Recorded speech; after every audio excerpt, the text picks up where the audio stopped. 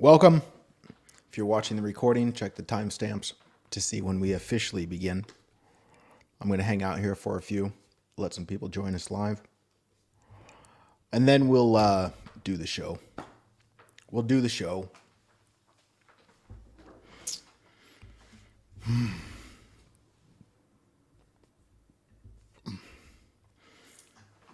I guess you could call that lunch.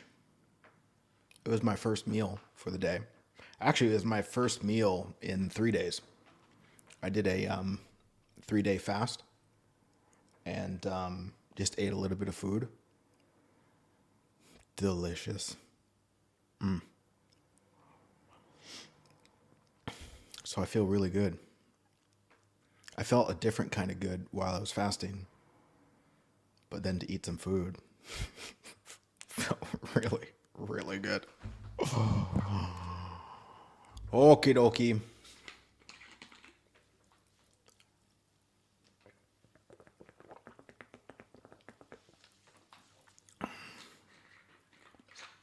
It's been, we took 2 weeks off from this program. I was attempting to do a little vacation in Ibiza and wasn't here for the show on Tuesdays. But we're back. Excited to see that it's still going. Good morning, Ann. Welcome. Sita, I had picanha. Just a little bit of picanha, which is a super popular thing to eat here in Portugal.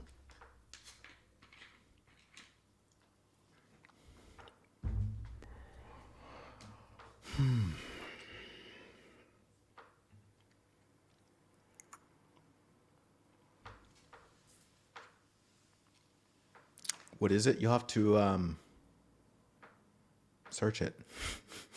Picanha. But it's beef. It's a particular cut of beef. And it's cut very, very thin. And just fried up.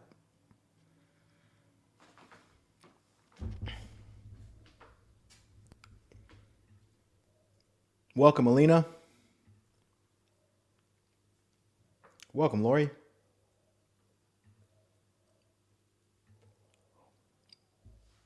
Welcome, Laura.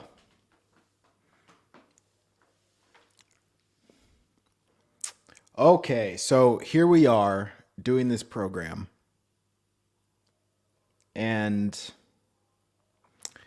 I just kind of partly feel like I don't know how to do this. It's like, what's this thing that we do? What is this show? What am I supposed to say?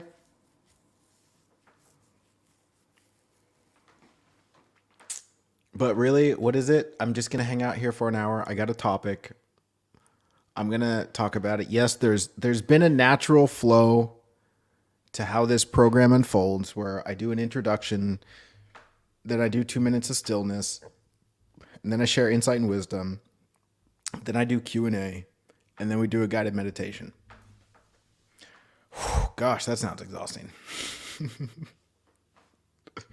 It's quite the commitment. And I've been talking with my video person who edits all this stuff up, and I'm thinking about the final version gets cut way down. Like we're going to take it from an hour and try and make it 40 minutes and just see what that's like and let him have fun with that. And then I guess if people want the live experience, then they can join us live. I think people would enjoy the shorter version afterwards and enjoy the live version for the live version. That sounds good. Okay. Should we just jump into it? Can we start, like, officially? Yeah, we can do that.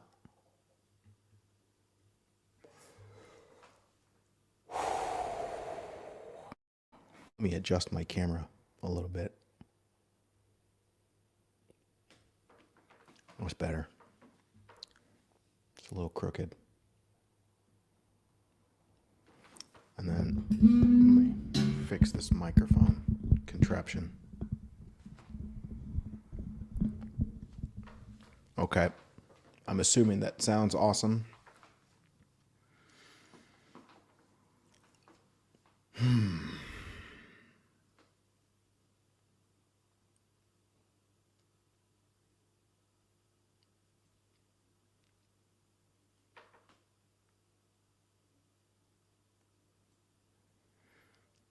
I think I'm just going to do the stillness right now.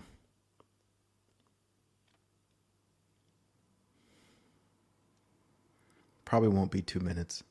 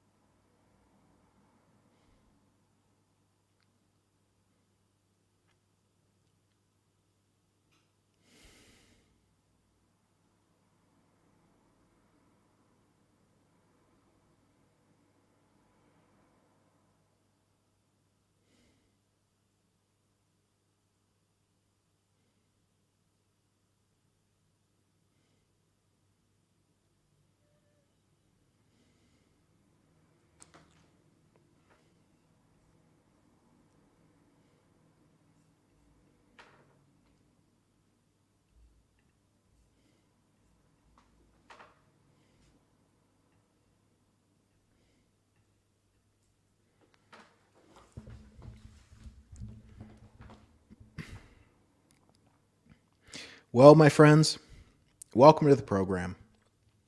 This is Holding Space for Love to Be Seen. My name's Tiger Singleton, and we're just going to jump right into the show. The topic today, learning to love well. I have zero plan to talk about this,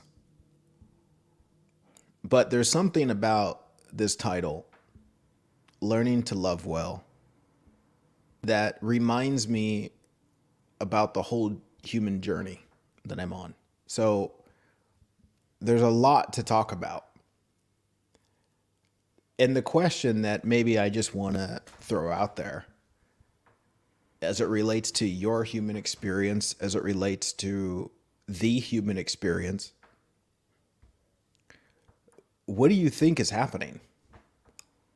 What do you think is happening as it relates to the whole point of all of this? The point of being human, the point of being alive, the point of life being life. In one regard, traditionally speaking, or maybe to speak to the conditioning, there's the understandable human assumption that life is about something other than what I see it as about. And I used to think it was about something other than what I see it to be about. But the assumption being that, my goodness, life is about getting to the future. Life is about fixing myself. Life is about me amassing a collection of whatever I think is important so that I can get other people to think that I'm cool. And how exhausting has that been in the human journey? Whether you think life is about other people liking you, whether you think life is about having a bunch of money, having a bunch of things, why are we really here? What is the most precious thing about the human experience. And what I love about this inquiry is the more sincere we get as human beings, we find a great commonality amongst us all. Like we can find some sliver of agreement. We may not be able to articulate it in the same way or use the same words, but after you've collected some years and been through enough struggles, there's a lot of nonsense that falls away and you get closer to the heart of life and being human. You start to recognize more and more what's actually important. And I think it's wise to understand the impossibility of articulating that. Like I can just say words and words and words. And for some people, they get a sense of what I'm talking about. And for another person, those words don't touch it. But yet you have your own words that point in the same direction. And so let me just speak freely about my experience, which I'm so much better at than trying to tell other people what their experience is. But I can just speak about my experience and then see if you can find some resonance. So here's the thing. What has been my experience? My experience traveling through this human journey is one of extraordinary repeated disappointment where I thought I wanted something. I chase and chase and chase. Whether I get it or I don't get it, I realize that's not really what it is. Or I do get it and I try and protect it.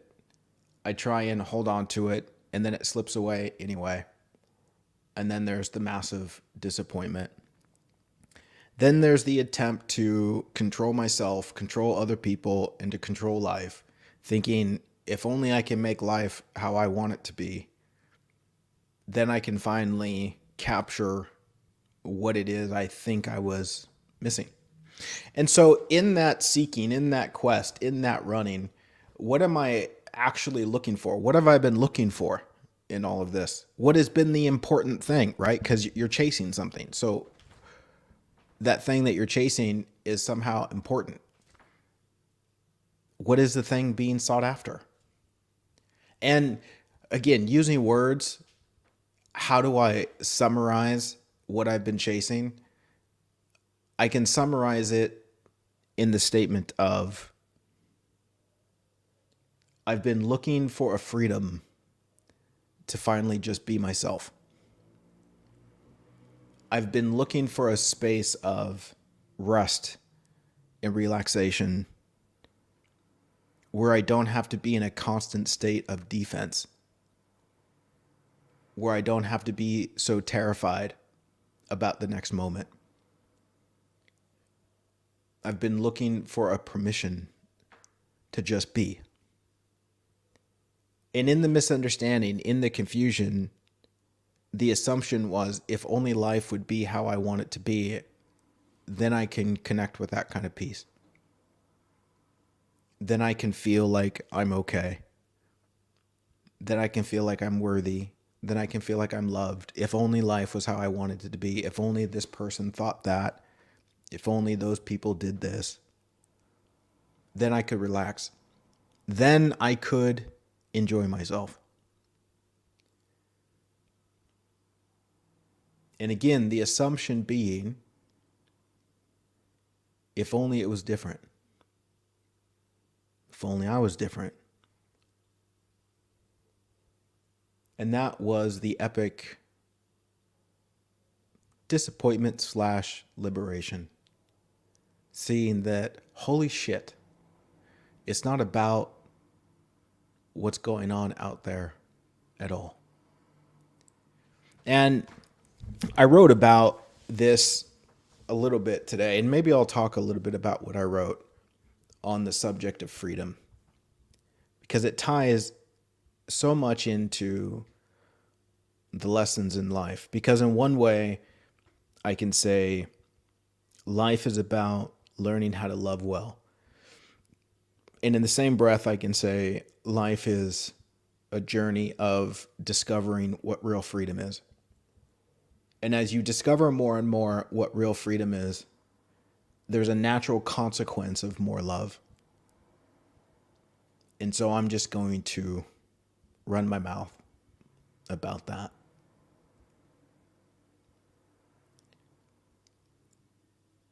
And this was inspired by a conversation I had yesterday on a Zoom call where somebody asked me, just like in the most sincere way, Tiger, what is real freedom to you? And I was just taken back, not so much by the question, but by the sincerity in their voice. Like they really wanted to know. And that inspired just such a deep gratitude in my being for life and being human. Because this discovery, this awareness that allows me to experience a degree of freedom that I had no clue existed, brings about a deep humility for the miracle of what life is. And there's a very real part of me that can just bow down to life and say thank you. What is this discovery? Well, if I look at my experience of the opposite of being free, not feeling free, what that is in some regard feeling like I'm a prisoner of the world or I'm a prisoner of other people. I can also be a prisoner of circumstance. I can be a prisoner of the past. I can be a prisoner of the future. And this imprisonment is the idea that there's something out there that has what I fundamentally crave. There's something out there that I desperately want, and the world, other people, or circumstance is withholding it from me. I wonder if you can resonate with this. And I think you will if you just look at the sincerity of your human experience, where the pain we experience, the imprisonment that we experience, it feels like something's being withheld. Whether it's somebody not doing what we want them to do, someone doing what we don't want them to do, life not ending up how we want it to end up, circumstances coming and going that we don't want to experience. It feels as if I can't connect with what I actually crave unless I can either somehow control the outside or I can somehow be what the world wants me to be, and then the world will give me what I want. That is to be a prisoner, is it not? And what is this ultimately saying? I can't be myself. I can't just be.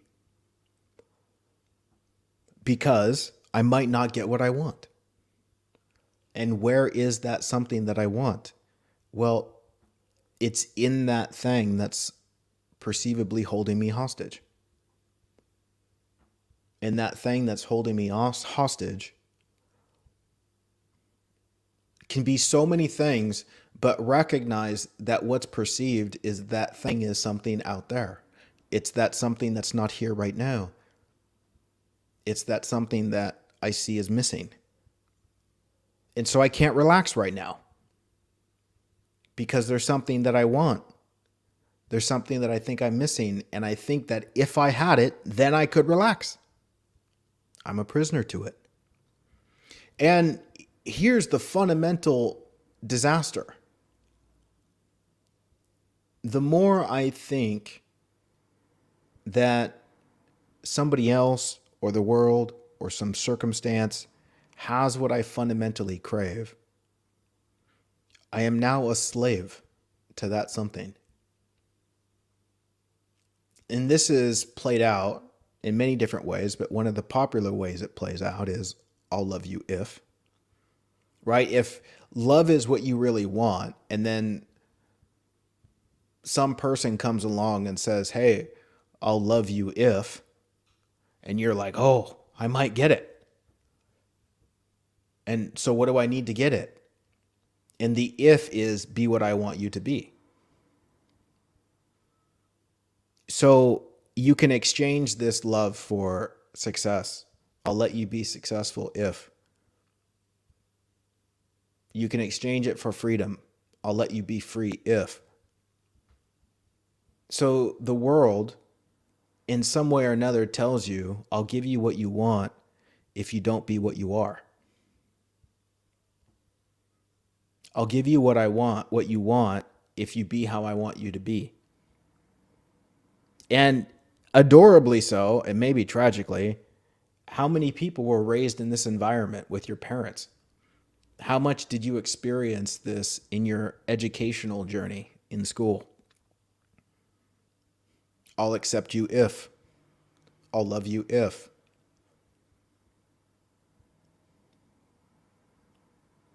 I'll validate you if. Right? Like, I know what you really want, and so I'll give it to you if you validate me. Right? And in the role of parenting, it's grossly exaggerated in the way where the parent feels insecure in their role of being a parent, and they don't like that insecurity. So they have this imagination that says, man, if only my child was like XYZ, then I could relax. And so we tell the child, I'll love you if you look this way so that I can feel like I'm doing a good job, rather than just love you as you are and allow you to have your experience. And you see it in the educational system with teachers, where teachers feel insecure in their role, in themselves, in their job. And so they tell the students, hey, look, I need you to be this way so that I can relax. I need you to ignore the sincerity of what's going on inside of you and be interested in what I want you to be interested in so that I can feel like I'm doing a good job. Everyone's just holding everyone else hostage because everyone thinks that something's missing, and we think that somebody else has what we think we're missing. And so we're all enwrapped in this fearful game. What I invite us to see is that there's no way out of this game by playing the game. Right? Like in the relationship example, I'll love you if. There's no amount of fulfilling the if where you finally connect with what it is you're looking to connect with. A great example of this is money, where we say, oh, if only I had a certain amount in my bank account, then I could finally relax and be myself. The thing is as soon as you get that amount in your bank account, you start being afraid of losing it. And so then you think, well, what do I have to do to hold on to this, to not lose it? And now you're back in the same game. And it goes with relationships. You finally capture someone and you have about 15 minutes where you relax and celebrate it, and then you get afraid of losing it. Because we think the freedom that we found is contained in that something out there. And if you think the freedom is given to you by something that you're separate from, it imprisons you to that something, or you're terrified of losing it now. That's how you get manipulated.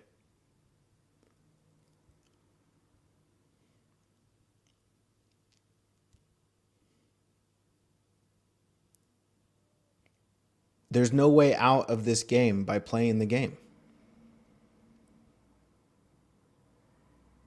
The way out is to see the game for the game and to say no thank you.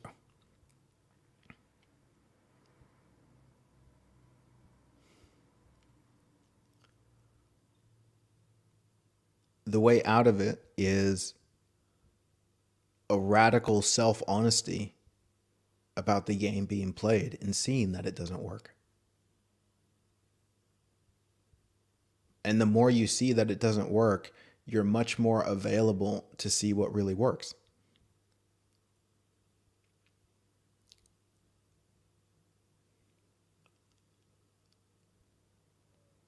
And so, in contrast, what is it like to be free? My goodness. And can we just imagine for a moment? Imagine that this thing that you fundamentally crave, nobody else has it. This thing that you fundamentally crave is already given to you and can't be taken away.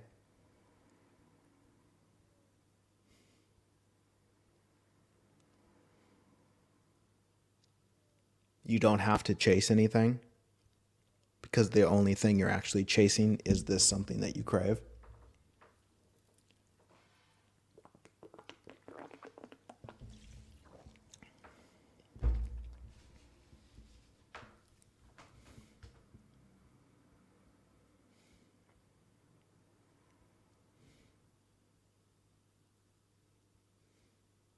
And you know what happens?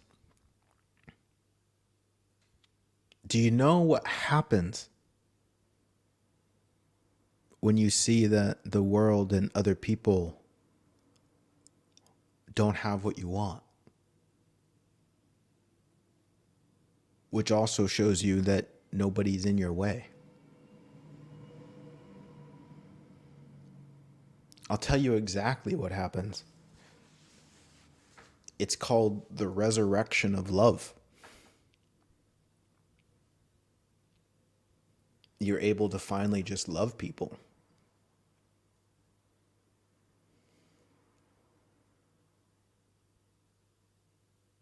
Because if you look in your experience of withholding love, judging people, it's because you think they have something that you need and you're afraid they're not going to give it to you, so that you play the game of I'll love you if, which is withholding love. Saying, I don't love you right now, but if you be what I want, then I'll love you. Same with judgment. If only you were different, then I wouldn't have to judge you. And beyond all that noise, beyond all that nonsense, the only thing that's left over is I love you. My God, you're beautiful. Even in your pain, even in your struggle, even in your great difficulty that gets confused and maybe does some crazy things, I don't need you to be different. I understand that confusion. I'm sorry. Because again, fundamentally, your confusion that makes you get all crazy is a misunderstanding that thinks you're not worthy of love. Is a confusion that thinks you're missing something. Is a confusion that thinks the world and other people is withholding something from you. You don't see what you really are, which is loved. And so naturally, the greatest solution there can be, as far as me contributing to your experience, is just loving you. Which again is quite automatic and effortless when I see that I'm not missing anything.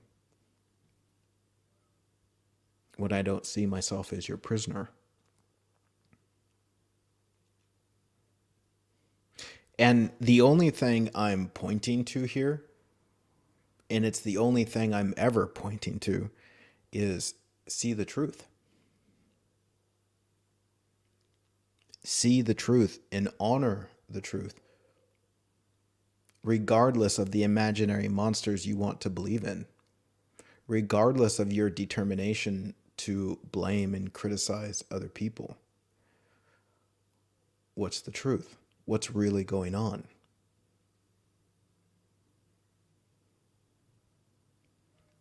And yeah, that can be scary until it's not. It's always scary in the beginning, because in order to connect with that, you have to let go of all your assumptions. You have to return to this space of emptiness, which is a space of a deep humility that says, I'm fucking confused. I don't know what's going on.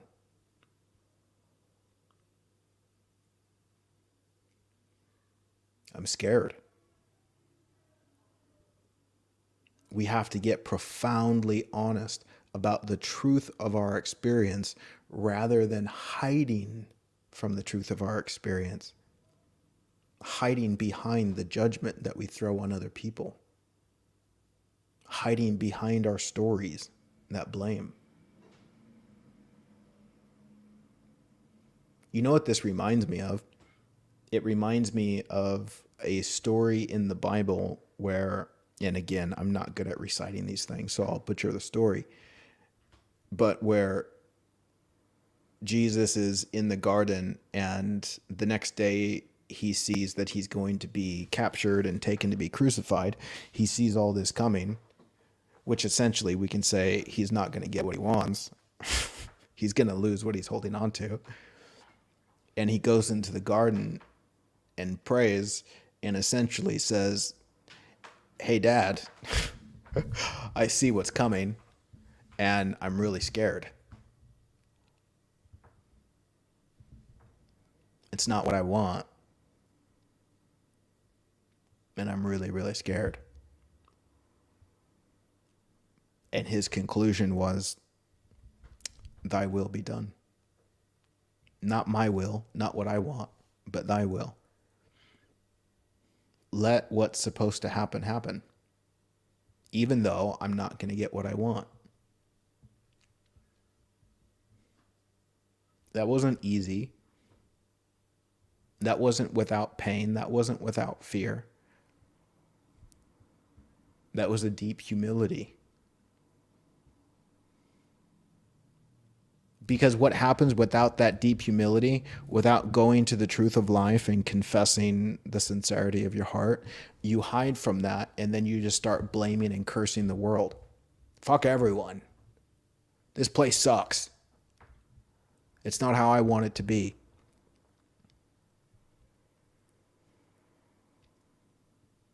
As you seek to protect what you think is the right thing, as you seek to protect your assumptions about how life should be.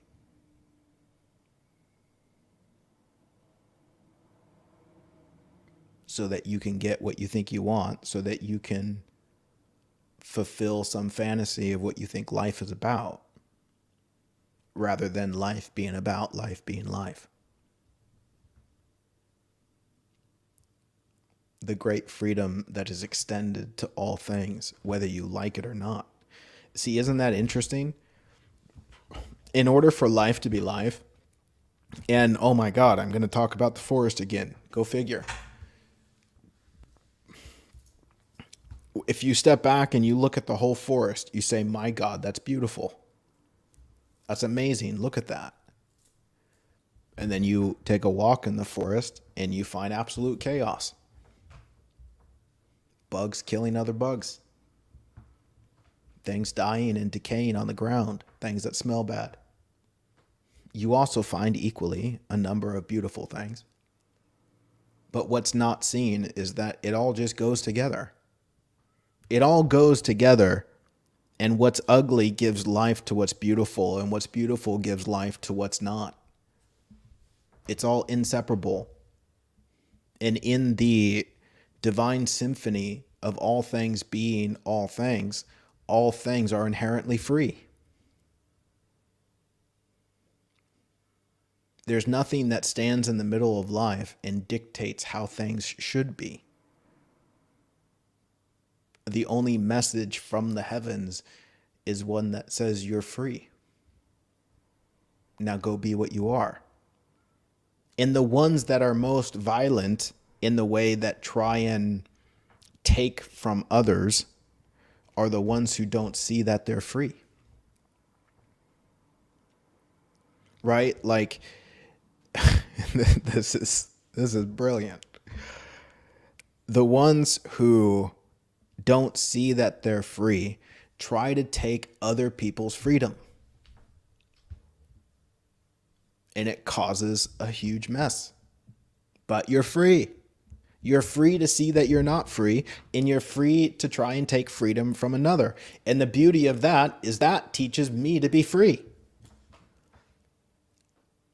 Because if I see that I'm free, your attempt to take my freedom because you don't see that you're free doesn't take my freedom.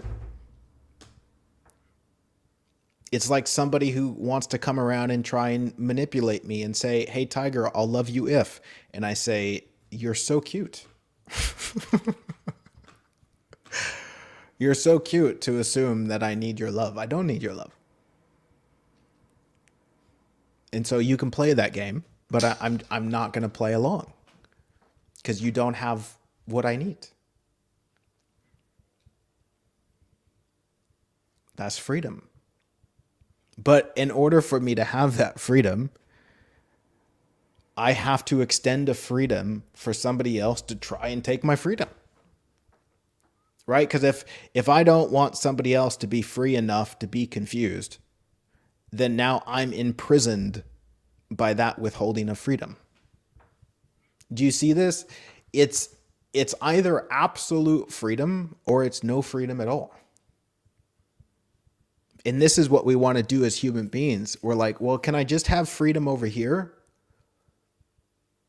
and withhold it from these people? No. Because then that's not freedom. And it goes the same way with love, where it's like, can I just love this over here and not have love for that? Good luck. Because then you have a withholding of love.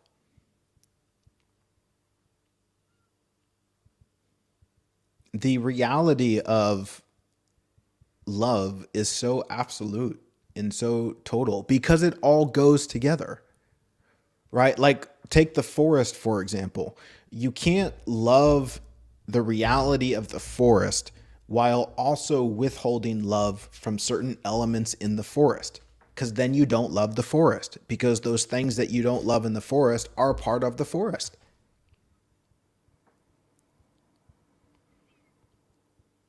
It all goes together.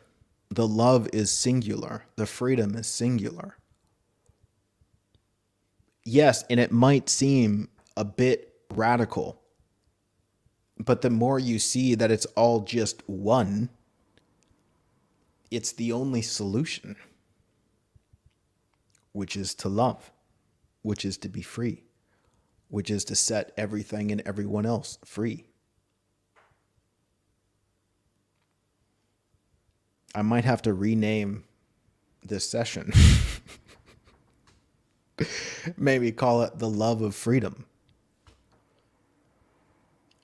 But maybe on the same theme as learning to love, this is what my whole life has been teaching me. My whole life has been a journey of walking through my own misunderstandings, my own assumptions, and seeing how far removed my narratives are from the truth of life. I've been learning about what real love is. I've been learning about what real freedom is. And it's been at the cost of all of my illusions. It's been at the cost of all of my wanting for other people to be different.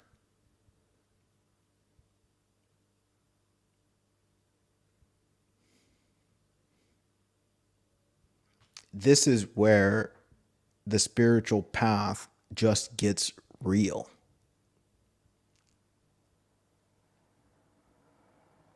And the thing I wrote today, I mentioned something in there that I forget. Something to the effect of summarizing spirituality. And the conclusion of the spiritual invitation says, my dear, please see what's true. Please see what's true. Because in seeing what's true, the byproduct of seeing what's true is that it connects you with what you're really looking for. Isn't that one of the most famous verses? Seek first the kingdom of God, and then everything else will be given to you. And that's said in many other ways in many different traditions. Seek first the truth of life. Seek first what's real. And then the byproduct of that is it connects you with everything you crave, which we can summarize as love, compassion, and freedom. As I see more and more what's true, I see there's no reason to withhold love. As I see more and more what's really true, I see how free I am. As I see more and more what's true, I see there's no one and nothing to judge.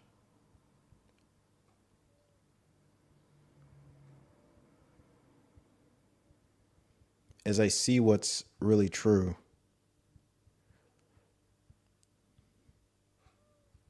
I see that all is incredibly well.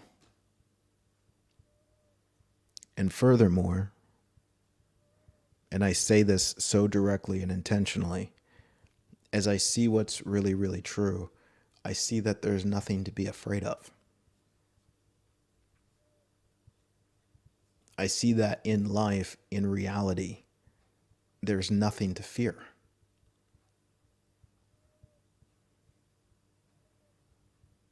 And seeing this truth exposes a profound landscape of freedom, because what is the lack of freedom other than simply being afraid?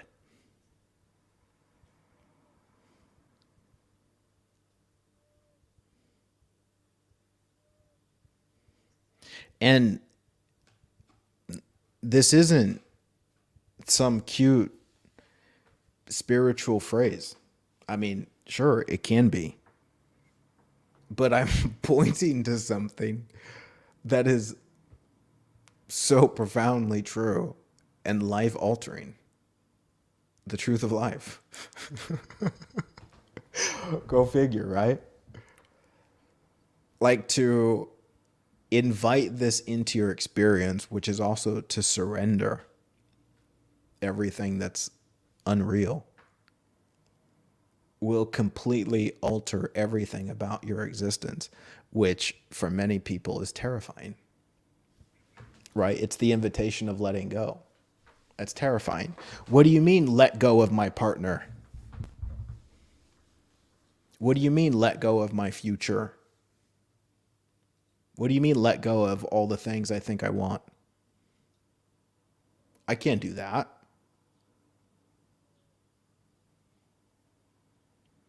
And maybe in a more sincere way, you might think that you're being asked to let go of things in the world, but the more you examine it, you realize you're being asked to let go of your ideas. You're being asked to let go of your ideas of your partner. You're being asked to let go of your ideas of the future. You're being asked to let go of your ideas about what you think you want. You're being asked to let go of the mind's imagination and come back to reality. Because the whole world that you think exists out there is nothing more than your thoughts about what exists out there. Just like if you examine your fear, you think you're afraid of something in life, in reality, but you're actually afraid of the mind's imagination. So much so that the safest place to be is here right now. And I mean that right now.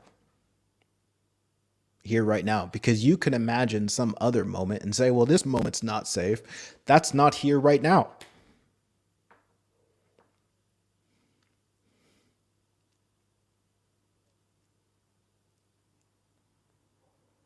Here right now.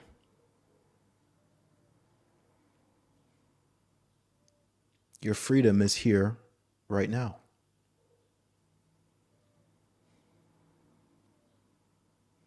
Can you taste it? Can you discern the difference between the life you imagine yourself to be living and the life that is here right now?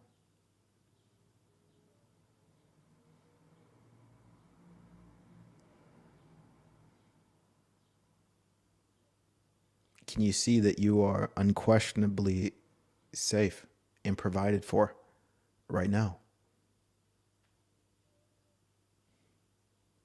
You're abundantly taken care of right now. You're not missing anything right now. If you go looking in the mind, you'll find 10,000 things that you think you're missing. If you go looking in the mind, you'll find 10,000 things you think are messed up. But what about in reality? Imagine yourself walking through the forest, and regardless of what you see in the forest, can there be a sliver of acceptance that everything in the forest is doing exactly what it's supposed to be doing for the forest to be the forest?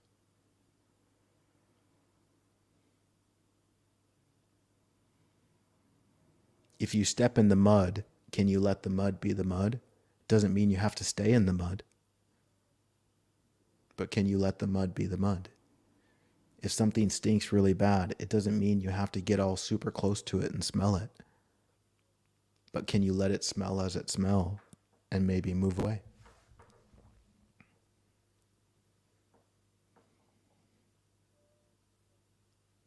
Can you let life be life?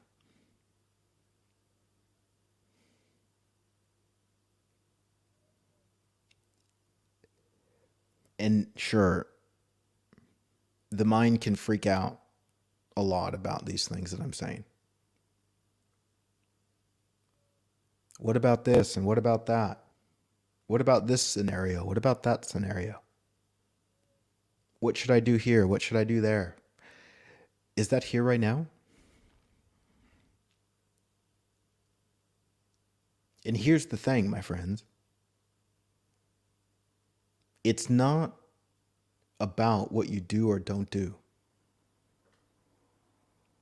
It's about the energy you bring to it.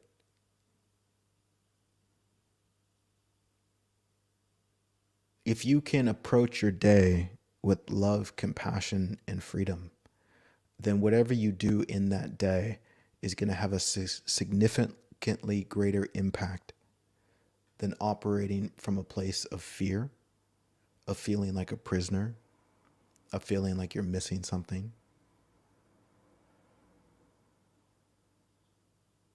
This isn't about what you do or don't do. This relates to being at peace.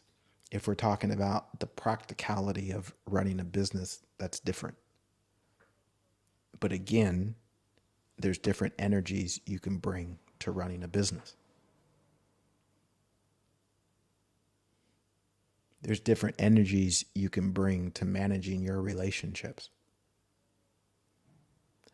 But I would also suggest that the real breakthrough in dealing with all these things first comes in seeing yourself clearly, seeing life clearly, in approaching all of these activities with an immensity of love and gratitude in your heart. Then these experiences are a profound opportunity for you to celebrate the experience of being alive, Celebrate the experience of being in a relationship. Celebrate the experience of running a business. Celebrate the experience of being in service. It's an opportunity, right? Just like relationships, my goodness. The misunderstanding in relationships is the idea that the other person exists to give me what I think I'm missing. Good luck with that. And to completely flip it upside down, as you see yourself more clearly, you recognize that relationship exists for the opportunity for me to share what I am. It's for me to give. And in the giving of what I am, I get to experience what I am, which is happening anyway, whether it's positive or negative, with regard to if you hate somebody, you're giving the hate to yourself. You're the one that gets to feel the hate. If you're judging someone, you're the one that feels judgment. And that shit feels gross. Likewise, if you're giving love, you're the one that experiences that love. Relationship is an opportunity to give. Relationship is an opportunity to discover something beautiful on the inside of what you are and then share that beauty with someone else.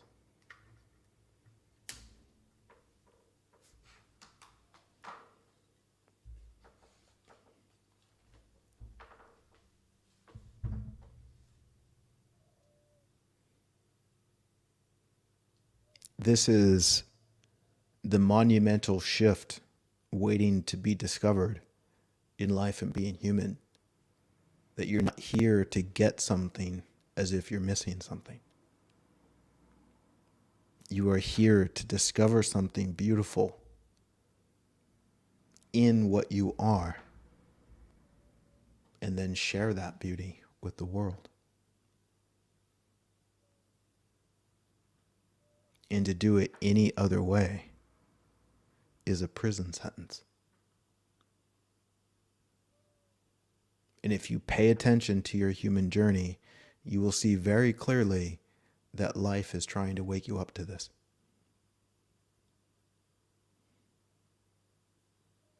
Life is trying to wake you up to the miracle of what life is, so that you can enjoy this experience called life and being human, so you can be free.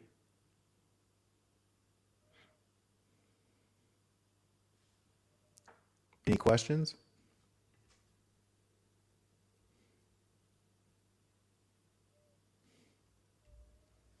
All right, let's hang out here and see if anybody wants to type some questions. I didn't read any of the comments. I'm scrolling through them now. I'll see if I can find something.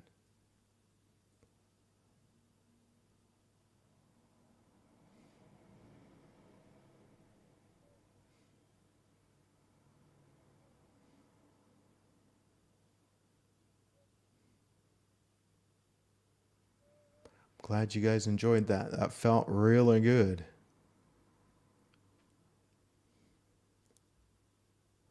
Thanks for the donation, Z. I forgot about donations.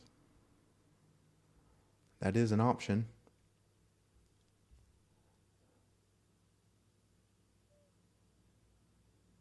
You guys are welcome.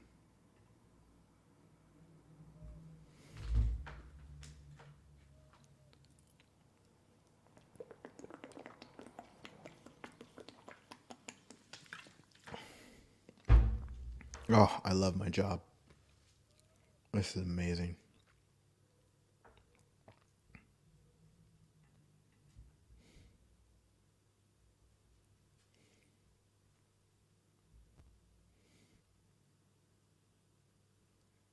All right, no questions. Oh, never mind. Thomas says the people-pleasing aspect might be interesting to talk about. It might be. In one way, the topic of people-pleasing just ties in with the beautiful insanity of being human,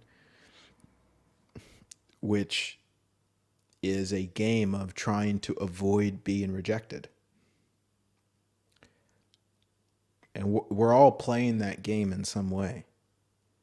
But I invite us to see how insane this game is.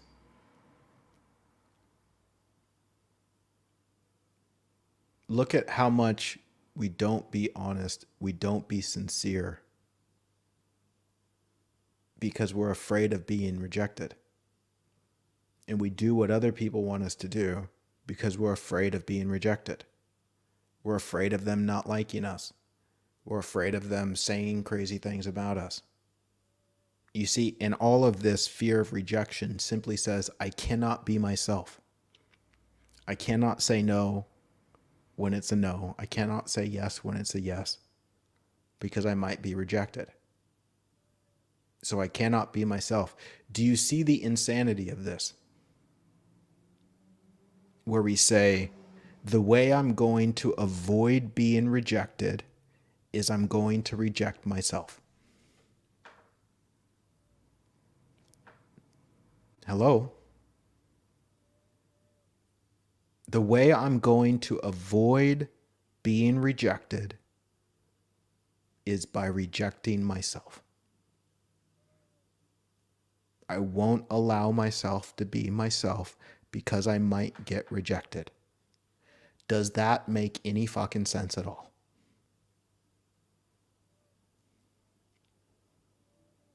And if that's the game being played, how's it going? And then you have people accepting a version of you that's not even you, as you pretend to be something you're not. Is that the acceptance you want? How's that feel? But again, understand, I get it, man. I get the misunderstanding. I get the confusion. I get the fear that is so afraid of what other people might think. But the invitation is to dig into that and see that what other people think about you is not about you. In the same way that what you think about other people is not about other people.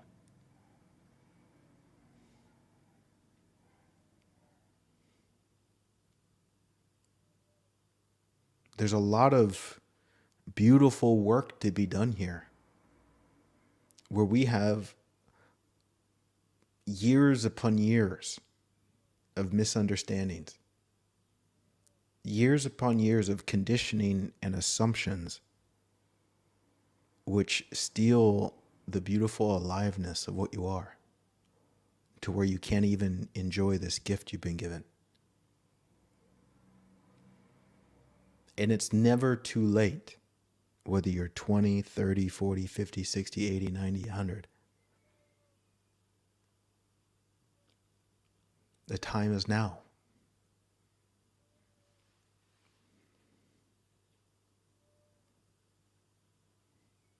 I really invite you to have a holy shit moment. Holy shit, what am I doing? As I live this life denying the sincerity of what I am. Not living the life I've been given. Because I'm afraid of what somebody else is going to think.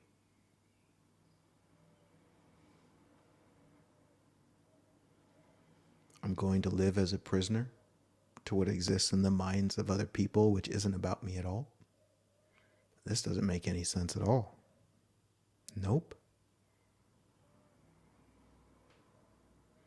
And it's not an opportunity to judge yourself about it.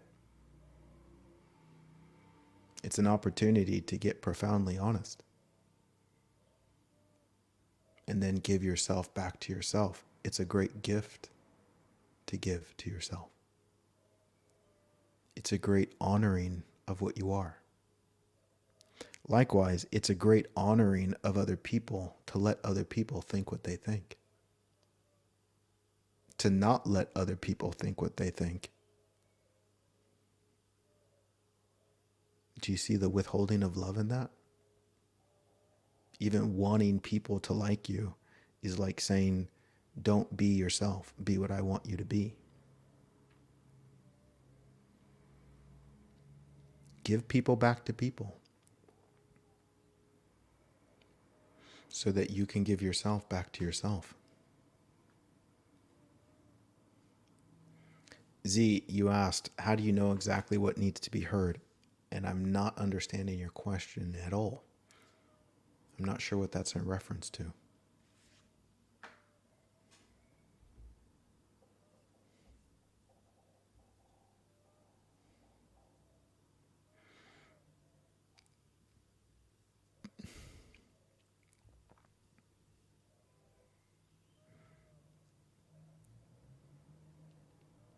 Thank you, Lynn, for the donation.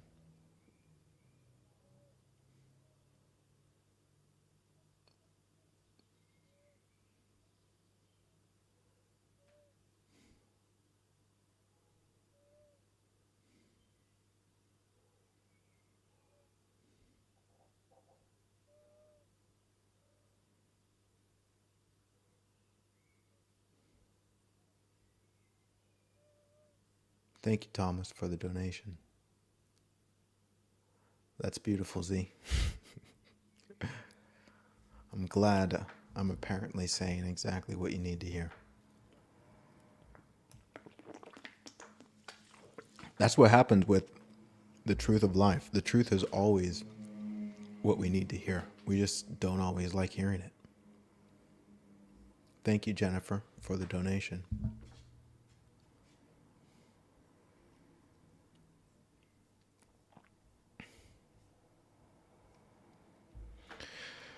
All right, we're going to wrap up with a beautiful, short and sweet guided meditation. What's going to be the theme?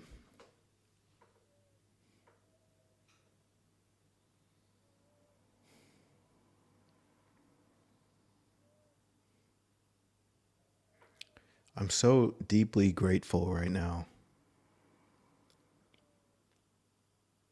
for this opportunity to be here with you and to just share these things.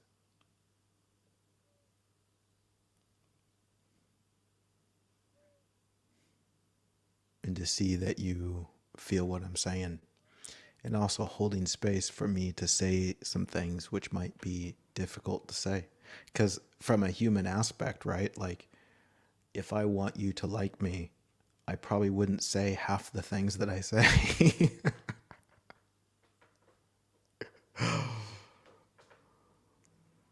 Because these aren't popular things to be said. But I'm also telling you what I need to hear. So I'm speaking to myself, and you get to listen in.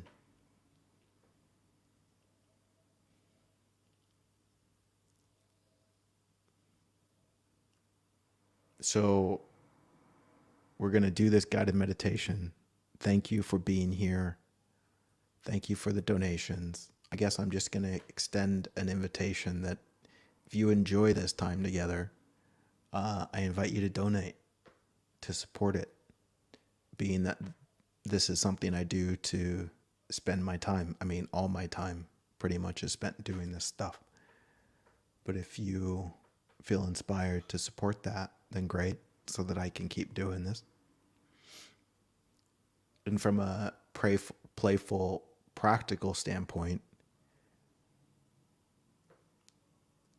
I put my attention where my attention is supported so that I can keep doing what I'm doing. And so if you enjoy this space, support this space so that we can keep doing it. It's pretty practical. Okay. Let's do a guided meditation, and we'll keep it under 5 minutes. And it will relate to freedom somehow. Let's go.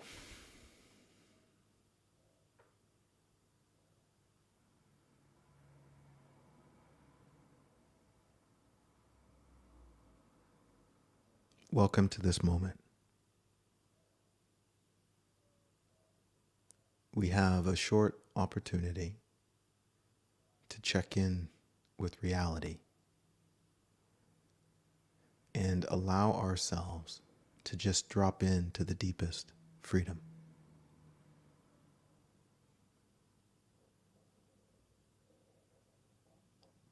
Let's ground into the present moment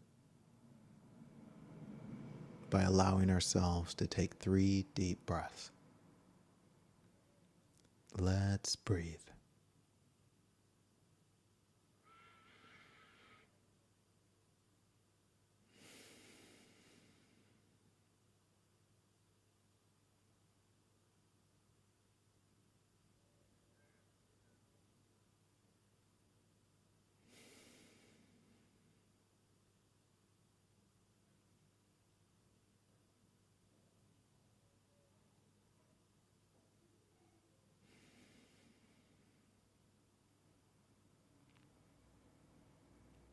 The deepest freedom is not something you attain.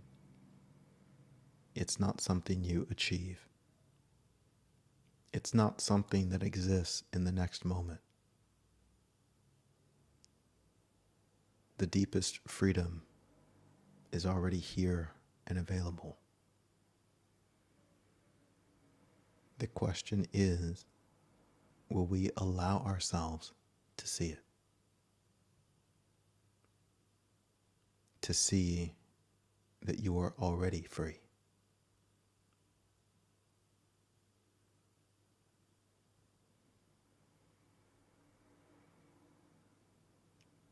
Let us invite this openness into our lives right now.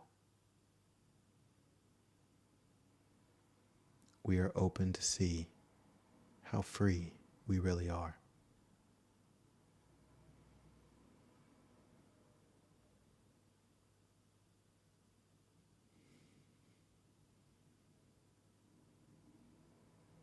We can begin by recognizing that freedom is not in the mind.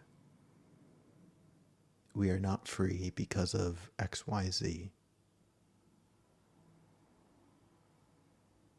We are free right now.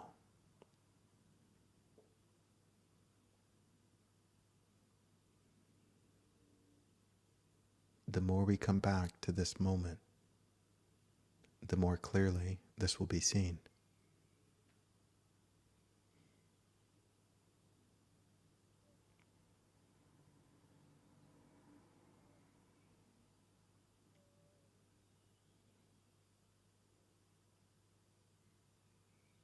Do you feel this presence of freedom?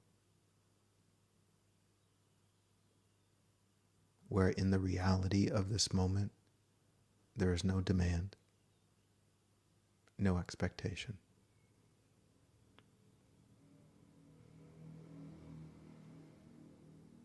You are completely allowed to be you.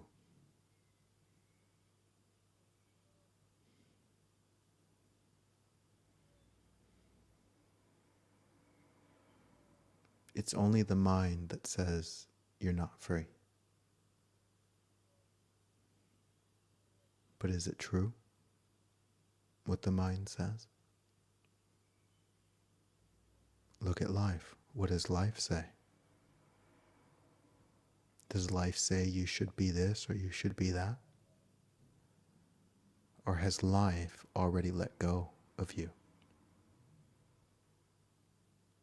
And in that great letting go, life whispers, I love you. Just be.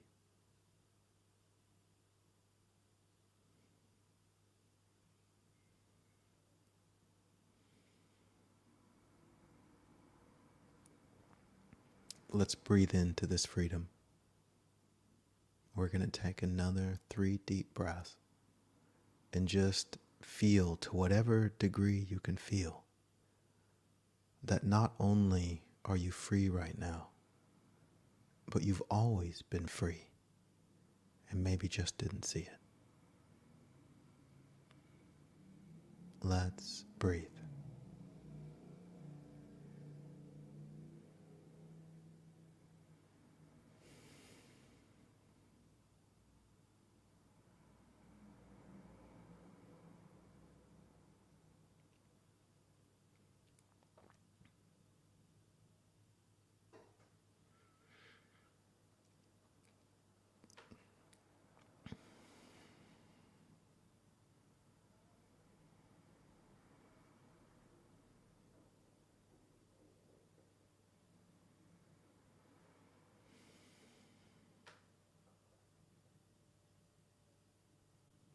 All right, my friend.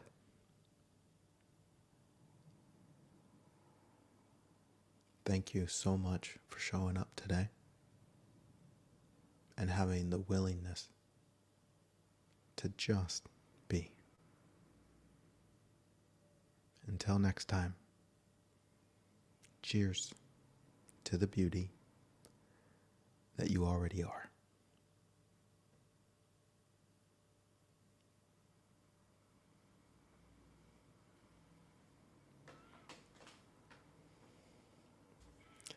That was a good one. Thanks for the donations, you guys.